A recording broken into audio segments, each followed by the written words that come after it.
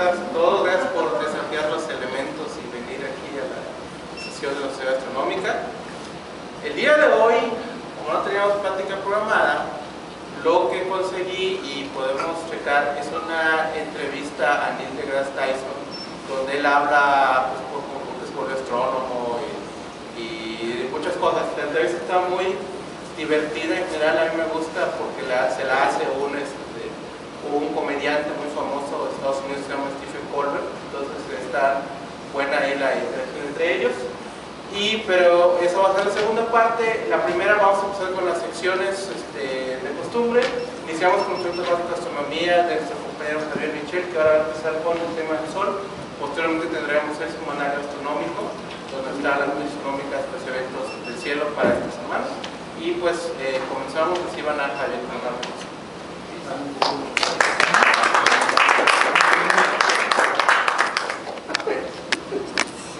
Bueno, pues ya terminamos la semana pasada con la luna. Ya ven que se hizo un poquito larga. Está diciendo Enrique que se le hizo eterna. Pero pues bueno, fueron generalidades. Igualmente sí con el Sol. Vamos a ver la primera parte, un concepto muy simple. Bueno, pues ¿qué es el Sol? Pues es una estrella. Bueno, pero una estrella en realidad es una esfera de plasma. La esfera es muy perfecta, es más perfecta, tiene más redondez que una bola de billar. Tiene 10 kilómetros de diferencia entre el diámetro ecuatorial y polar. Es como la Tierra está achatada de los polos y ensanchada del Ecuador, ¿verdad? Y los polos pues se corresponden con el eje de rotación del Sol. Solamente son 10 kilómetros de diferencia. Entonces es una esfera muy perfecta, porque tomando en cuenta el tamaño que tiene, 10 kilómetros pues no son nada. Como les digo, la tolerancia y lechura de las bolas de billar profesionales pues es todavía más, correspondería a más irregularidad que el Sol. Bueno, ¿qué es el plasma? El plasma es el cuarto estado de agregación de la materia, como todos lo sabemos, es sólido, líquido, gaseoso y plasma. La mayor parte de la materia del universo que nos es posible observar se encuentra en estado de plasma. Ya sabemos que existe una gran cantidad de materia oscura, una hipotética materia oscura, ¿verdad? Que es más en cantidad de la que podemos observar en el universo, pero pues no podemos decir nada de ella porque todavía no sabemos nada prácticamente. Entonces, de la materia observable, la mayor parte del universo se encuentra en estado de plasma. El plasma es parecido a un gas, es un fluido parecido a un gas, pero las partículas están cargadas eléctricamente, es decir, están ionizadas. Entonces no tiene un equilibrio electromagnético y el gas, como están cargadas esas partículas, interactúa con los campos magnéticos. Entonces, bajo la influencia del campo magnético, el plasma puede formar filamentos, puede formar capas o rayos o varias capas. Así como un líquido toma la forma del recipiente que la contiene, el plasma puede tomar la forma del campo magnético en el cual se encuentra. Bueno, el Sol mantiene su forma y tamaño debido a un equilibrio de fuerzas.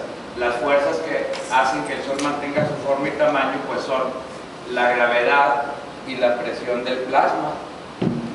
Ay, perdón. Ya.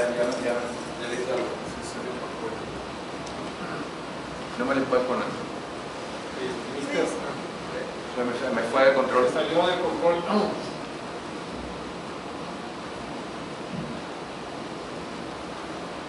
Bueno, las fuerzas son la presión y la gravedad del plasma. La presión está dada por la temperatura. Al aumentar la temperatura, aumenta la presión, ¿verdad? Y la gravedad está dada por la masa del Sol, por la cantidad de materia que contiene. Entonces, mientras que se mantenga constante la masa y la temperatura, el Sol está en este estado de equilibrio, ni crece, ni se encoge, y mantiene su forma redondeada, su forma esférica, o casi esférica, ¿verdad?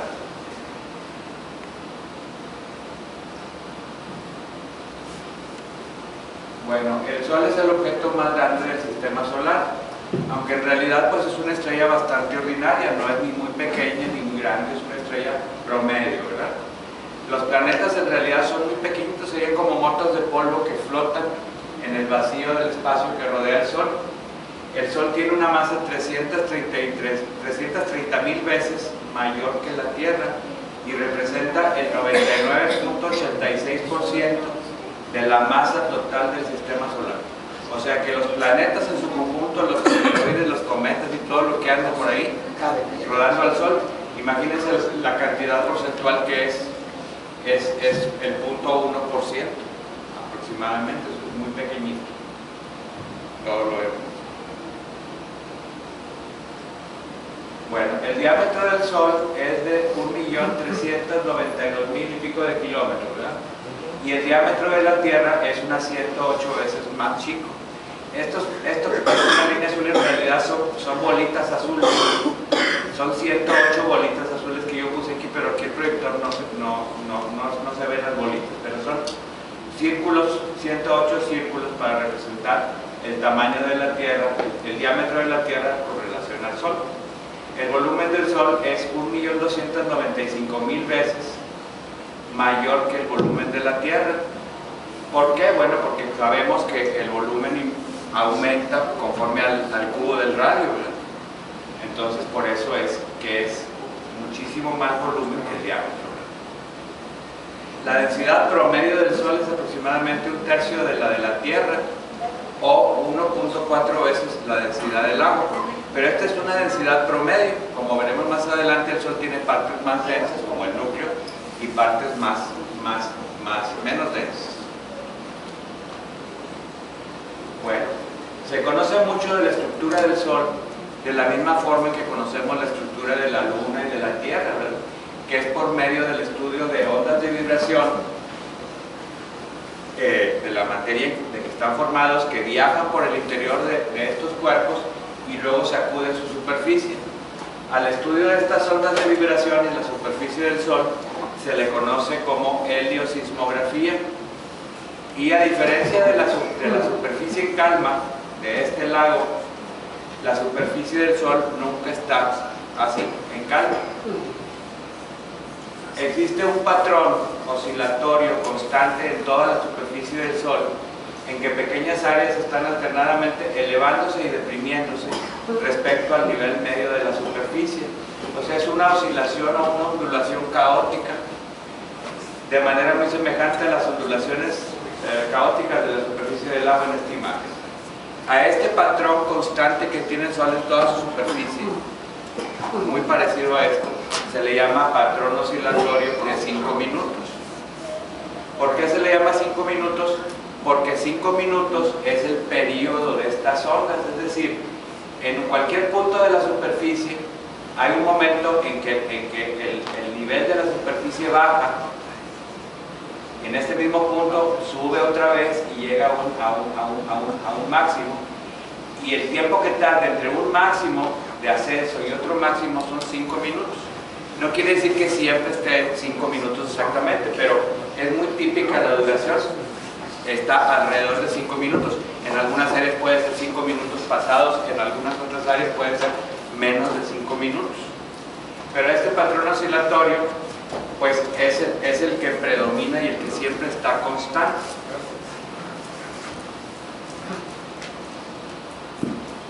Bueno, en esta imagen, que no la vemos muy claramente, vemos unos puntos azules y unos puntos rojos.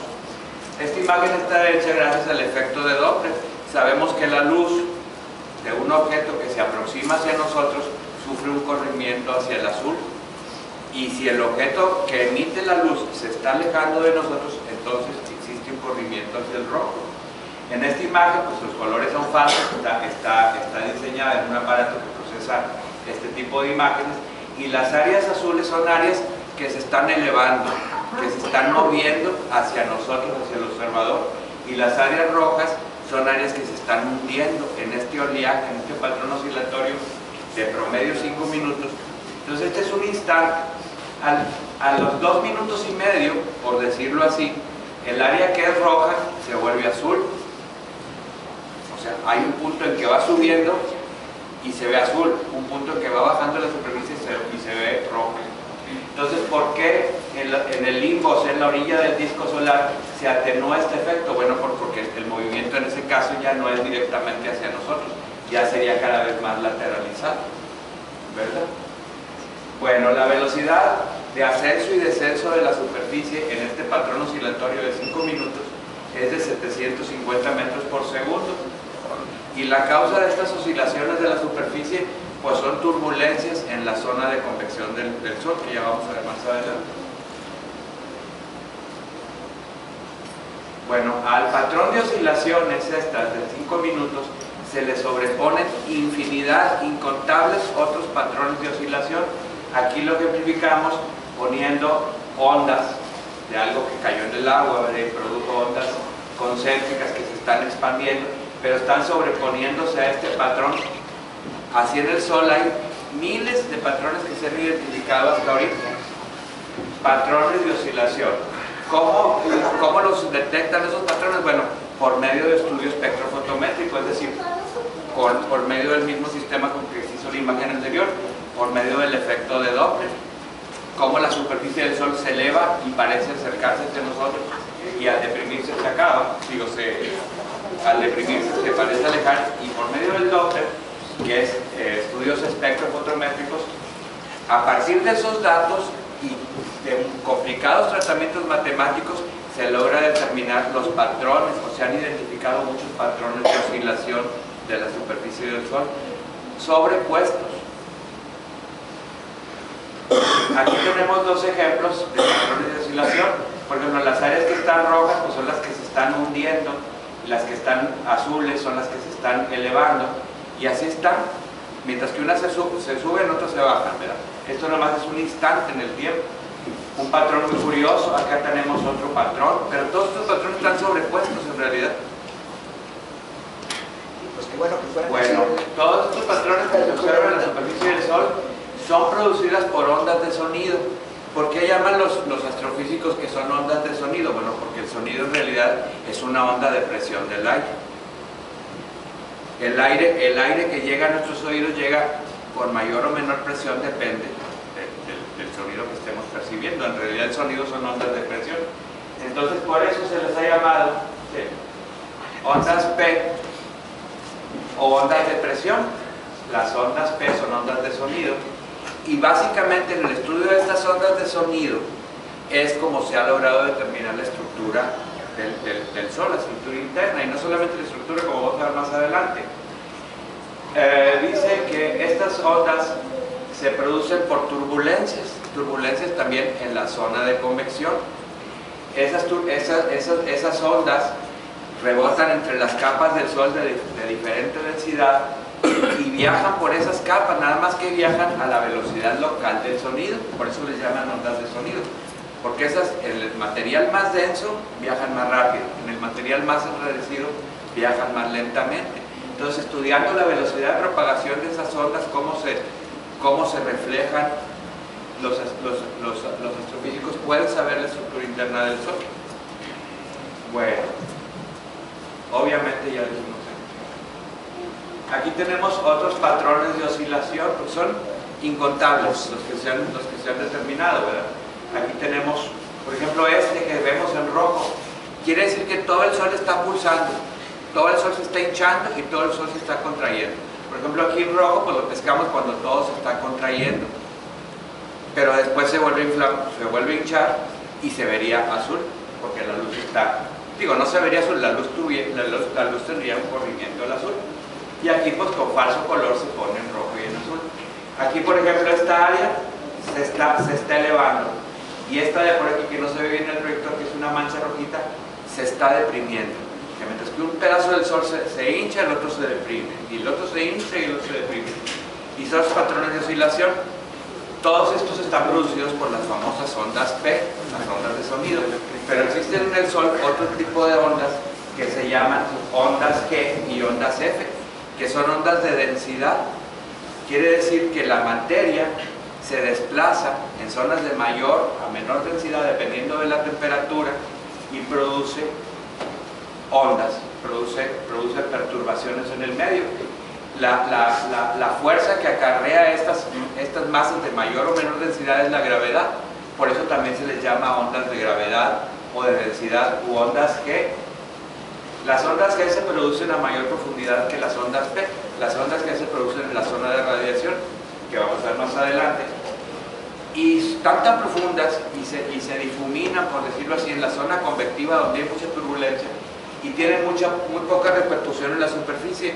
Se supone que nada más son unos pocos milímetros de amplitud, unos milímetros es lo que sube y baja la superficie cuando es afectada por las ondas G.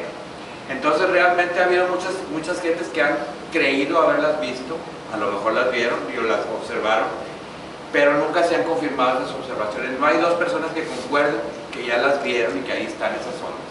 En teoría deben existir y mucha gente seria dice que ya las ha observado, pero en realidad pues, son prácticamente inobservables. Ahorita no se están empleando ese tipo de ondas para hacer ningún tipo de estudio heliosismológico. Las que sí se están empleando son las llamadas ondas F, que son de la misma naturaleza, o sea, son ondas de densidad y tienen el mismo origen que las ondas G, ¿verdad? Pero se producen muy cerca de la superficie del Sol, cerquita de la fotosfera. Entonces su detección ya está confirmada. El instrumento Michelson del generador de imágenes Doppler del ojo ya ha hecho muchas observaciones, mucha gente lo ha confirmado, la presencia de estas ondas, y estas ondas les han permitido a los astrofísicos actualmente determinar la velocidad angular de las capas inferiores, de las capas cerca de la superficie del Sol. O sea, como el Sol no es sólido, la superficie rota a diferente velocidad, un punto de la superficie se mueve con respecto al subsuelo. Entonces, ese tipo de velocidad diferencial entre la superficie, que pues, después vamos a ver lo que es la superficie, y las capas que están por debajo, se puede determinar por medio de las ondas F. Pero prácticamente todo el conocimiento que tenemos del Sol deriva del estudio de las ondas de sonido, de las ondas F, que son las que producen estos e incontables patrones de oscilaciones. Bueno, aquí tenemos una gráfica que ilustra cómo se reflejan las ondas, algunas en esta parte, otras viajan hasta las inmediaciones del núcleo, etc.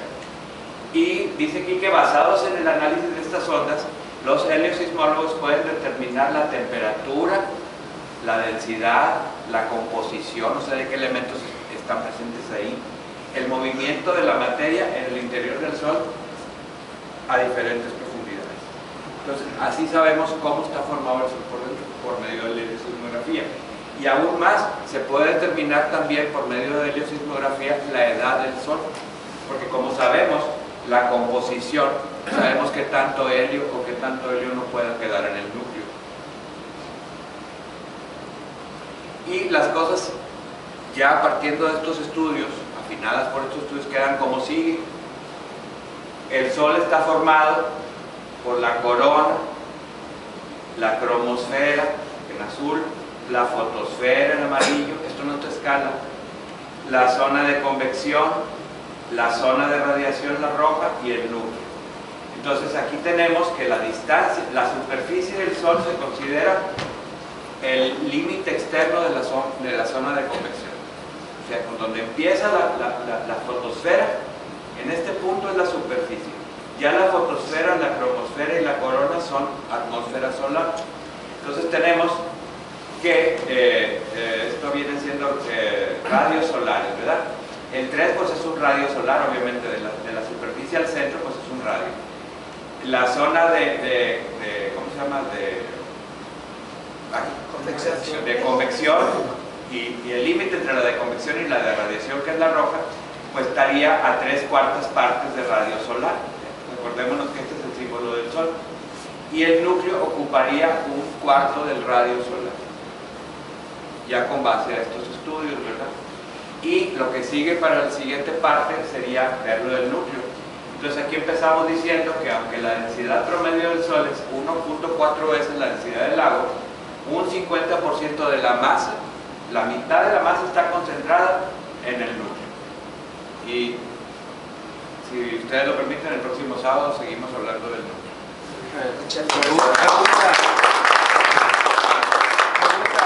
Cuando se observa con un filtro de luz blanca, lo que estamos viendo es la fotosfera, claro. Pero cuando vemos con un filtro H-alfa vemos la cromosfera, la parte azul. Sí, porque la luz de la fotosfera está en el espectro visible. Y entonces la luz de la, y la vemos, ¿verdad? La luz de la cromosfera es demasiado tenue, o sea, es de poca intensidad. Entonces, y como está dada por la ionización del hidrógeno, entonces se requiere un filtro que bloquee toda la luz visible y deje nada más la parte visible del rojo, lo que le llaman la región H1, ¿no, César? HA, perdón. Es por eso que no vemos la cromosfera, porque la luz de la fotosfera no la tapa, no porque la luz de la cromosfera también es visible. Lo que hacemos con un filtro HA, alfa, es bloquear toda la luz de todos colores y dejar nada más pasar la luz roja del hidrógeno. Gracias.